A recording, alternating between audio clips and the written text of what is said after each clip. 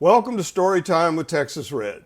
I'm Paul Halprin, also known as Texas Red, and I'm going to read you one of my original stories. The title of this story is Sammie and the Maxim. It was the day after a bizarre sequence of events the previous morning. When I started the day at Caesars, I put on an outfit better suited for Halloween than a business meeting, sucked down a triple Bloody Mary through 3 cocktail straws, and got into a white Cadillac stretch limo driven by my new best friend Rick. I arrived at Chateau Vegas promptly at 9 a.m., in character as the notorious and unflappable Dr. Carl Fisher. I went to that famed underworld night spot to meet with the club management and a contractor, so I could pay for repairs to the concrete block wall that Angie and I smashed the night before, totaling her sister's prized Porsche 914. But that's another story, and yeah, for another time. Having completed the day's only official mission, I planned to go the rest of the day without getting my ass into any trouble. But when night rolled around, I just felt like gambling. I changed into something black, night style, and took a cab to the Maxim, a small European-style boutique hotel and casino just a few blocks off the strip. Shortly after I arrived and started scanning the casino, I saw temptation personified in a short black, skin-tight dress and heels, sitting at a $25 blackjack table. My luck, she was next to an unoccupied seat. Best I could figure from my vantage point, she was about 6 feet tall, blonde, blue eyes, with a Miss Universe body. She appeared every inch a Las Vegas showgirl, and for good reason. I went to her table, politely asked if the empty seat was occupied, and when the answer was no, I sat down and started talking. In our brief introductions, I learned her name was Samantha, but she went by Sammie. She was the center stage dancer at the main showroom at the Las Vegas Hilton. I introduced myself as Carl Fisher, told her I had a cosmetic surgery clinic in Santa Fe, pulled out a wad of cash, bought $1,000 worth of chips, and started playing blackjack next to an actual Las Vegas showgirl. Now, just for the record, at that time it was 12 years before the release of one of my favorite movies, Leaving Las Vegas. At the time, I had no way of knowing that being a famous showgirl was only one of Sammie's talents. She was also what's called a check hooker, meaning whenever she had a chance and I was distracted, with sleight of hand, she would slip one of my chips off the table. Chips were known as checks in casino lingo. She'd slip it into her bag. I have no idea how much she stole from me, but apparently the pit bosses let her get away with it. Sammie had another dirty little secret. Her boyfriend was a coke dealer, and she loved to freebase cocaine and was an expert at making it.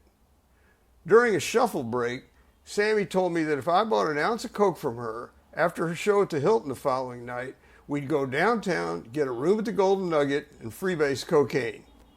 I was immediately turned on by the idea of getting a hotel room with Sammie. Truth is, though I had done a lot of coke, I had only freebased once before, back in San Antonio with some guys I'd known since we were kids. As the night drew on, Sammie and I had each one little playing blackjack, and it was obvious that nothing more was going to happen that night, so we said goodnight and I left. The next night, acting like the player who was hanging out with the lead dancer in the main showroom, I went to the Hilton with Rick the limo driver, in of course his white stretch Cadillac limo. I tipped the usher $100 so Rick and I could have the best ringside seats to Sammie's show. And the show was every bit Vegas. Seeing Sammie on stage performing in the full showgirl costume was amazing. After the show, I tipped the same usher to get a message to Sammie backstage. Then Rick and I waited for about 30 minutes by the stage till Sammie came out to meet us. I introduced Sammie to Rick, and the three of us went outside, got into the stretch, and in the back of Rick's limo, I bought an ounce of coke from Sammie. We went downtown to the Golden Nugget and started playing blackjack. We were winning. We were on a streak, and we were tipping the dealer like crazy. Sammie wasn't even stealing chips. She had other things on her mind. Under the table, she was rubbing my leg in a kind of let's go upstairs kind of way. In short order, we got a room comped by the pit boss, obviously for no other reason than I was with this gorgeous Vegas showgirl. We went to the front desk, grabbed the key to room 901, went upstairs to the room, and Sammie immediately dumped the coke on the desk and started making freebase. As soon as her product was done, we started smoking. And just that fast, we were high as fuck. I swear to you, there was a third person in that hotel room.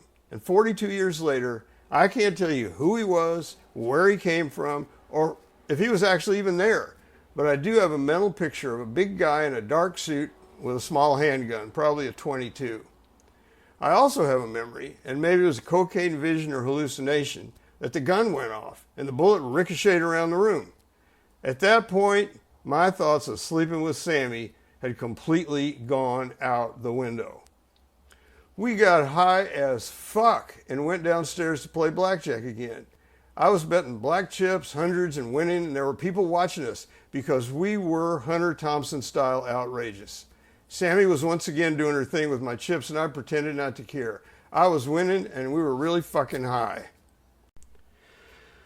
Then I seriously fucked up. I made a $1,200 blackjack mistake, and Sammie completely lost her shit and her interest in me. I was nearly out of money, and the only thing I could do was sign a marker for $2,500, which I paid off over a year through monthly payments under relentless pressure from the management of the Golden Nugget. So blackjack was done. The whole night came crashing down. Sammie had her coke, but she was inconsolable. In an attempt to pacify her, I removed the diamond stud from my ear and gave it to my Vegas showgirl partner in crime. She didn't hesitate to take the diamond, but the next morning, I woke up panicked, hungover, pissed off, and I wanted my fucking earring back. Later that afternoon, I went to Tiffany and put an 18-karat gold chain on a credit card. Knowing the cast for the show would be at the hotel before showtime, Rick and I took the limo to the Hilton. I handed a security guard $100, gave him some bullshit story about my relationship to Samantha, walked into the main showroom, and interrupted the pre-show rehearsal. I walked right up to Sammie, and with only a short apology and explanation, I offered her the gold chain in trade for my earring. She removed the diamond from her ear and handed it to me. We never spoke again.